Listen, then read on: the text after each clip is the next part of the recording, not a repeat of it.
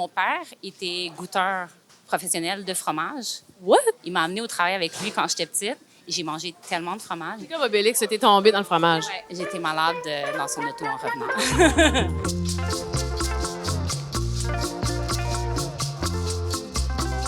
Aujourd'hui, on est au Mano Cornuto avec Émilie, la pastaya, puis on jase de pâtes. Allô?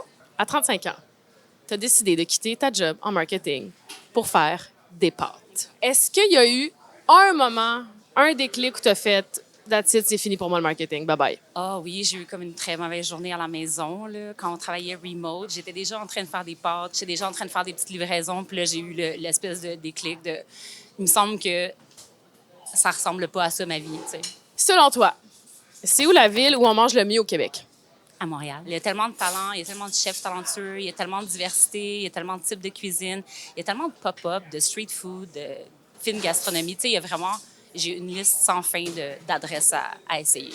Puis à travers le monde, c'est quoi ta food city? J'ai pas encore été, mais je vais quand même répondre Bologne parce que la Grassa, c'est comme la capitale de la bonne bouffe en Italie. Est-ce qu'il y a un plat qui a changé ta vie? Les pâtes, en général, ça a changé ma vie, ça a changé ma carrière, ma trajectoire, ça a changé ma mentalité aussi avec la bouffe. Est-ce que tu as un conseil pour les gens qui n'aiment pas cuisiner? Juste de garder ça simple, juste de choisir comme 1 ou 2 ingrédients au lieu de te lancer dans une grande recette, focusser sur la texture. C'est vrai que les pâtes aussi, comme quand c'est bien fait, des bonnes pâtes, ça peut être 3 ingrédients puis c'est simple, c'est fait. C'est la cuisine italienne. La cuisine italienne, c'est vraiment comme 10 technique puis 90 ingrédients exacts. C'est quoi ton cheat meal? Fromage.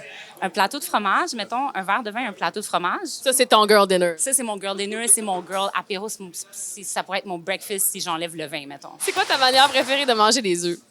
Sunny side up. Miroir. Jaune coulant. Eh oui, il faut que ça coule quand même. Hein? Faut que ça soit nasty. Est-ce qu'il y a une forme de pâte que tu détestes faire? Ça s'appelle les culurgiones. C'est une pâte qui vient de la Sardaigne. C'est farci avec des patates, puis c'est comme tressé. C'est quand même difficile à faire. C'est quoi la pâte que tu préfères faire? Le ravioli, parce que je peux comme créer des farces. Il y a comme infinite possibilities. Puis sinon, les pâtes de semolina, comme on a déjà fait, toi puis moi. Tout ce qui est comme une boule de semolina, c'est zen, c'est relax. Ici, tu fais tout à la main. Tu as une grosse machine. J'ai une machine pour extruder les pâtes sur le menu, puis je fais les spéciaux comme à la main. Fait que c'est un bon mix de volume puis créativité, mais ce serait impossible de tout faire à la main. Là.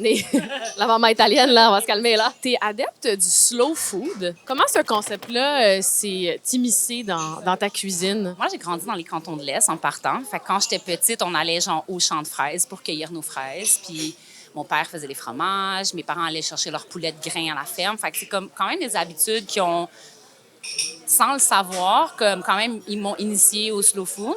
Puis quand je suis arrivée à Montréal, vraiment juste d'aller au marché au lieu d'aller à l'épicerie, de changer mes habitudes de consommation, ça a comme été le déclencheur.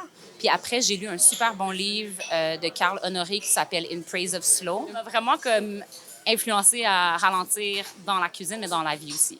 Mais c'est vraiment une façon de cuisiner à l'européenne. Nous, on est comme, j'ai l'impression, à cheval entre la culture européenne puis la culture américaine. Tu trouves que la restauration à Montréal, ça se définit plus européen ou américain? C'est vrai que c'est un bon mix des deux. Puis c'est vrai que même dépendamment dans quel quartier, je dirais que t'es. Parce que, tu sais, si t'habites dans la petite Italie, t'as une boulangerie de quartier, t'as une boucherie de quartier, t'as une fromagerie. Moi, je fais pas une épicerie, tu sais, j'achète comme pour 2-3 jours. Je vais au marché, je regarde qu'est-ce que j'ai envie de cuisiner, je pars de là. Mais, tu sais, dans certains quartiers, t'as pas nécessairement cette proximité-là, t'as pas d'auto, t'as pas le choix. Je trouve que les restaurants à Montréal, ça illustre un peu ça. T'as un peu un mélange des deux. Je trouve que ce qui est le fun, c'est que maintenant, en campagne, justement, dans les cantons de l'Est, il y a beaucoup de petits marchés. Tous les maraîchers du coin, dans presque tous les villages, le dimanche, il y a cette possibilité-là. Ça devient dans la mentalité des gens de consommer comme ça. Puis de consommer local aussi, là. Oui, ça a une influence aussi sur ta consommation, sur après comment tu vas traiter les ingrédients, quand tu sais d'où ils viennent, quand tu sais comme l'effort qui a été mis derrière, puis tout. Puis c'est juste de consommer moins, mais de consommer mieux. Fait que, tu sais, ça rejoint un peu le slow food aussi. Hey, c'est-tu pas bien dit, ça, la gang? Où est-ce qu'on peut manger le meilleur brunch à Montréal? Arthur's. Meilleure pâte. OK, prochaine question. Attends, je vais quand même donner un shout-out à Pasta Pooks. Parce que c'est Mano puis Pasta Pooks. Vous êtes amis, là? Oui, on est amis. Pas de guerre. Non, pas de guerre. Meilleur resto pour inviter tes beaux-parents. Parapluie. Meilleur resto pour break-up. Pizza bouquet. Une slice pour emporter. On va prendre une petite marche. Meilleur café. Là, présentement, c'est la Dispensa sur William. Mais on mangeait en famille, t'as pas d'enfant, fait qu'on s'en fout. Et en famille, T'as quand même une famille. j'ai quand même une famille. On va au McKiernan. Parce qu'au McKiernan, tu peux être un gros groupe, pas besoin de réserve, il y a un stationnement, c'est vraiment notre go-to. Le meilleur resto en hangover. Daube Andy dans Chinatown. Leur canard, il est incroyable. Le char siu, il est incroyable. Le wonton, tout est bon.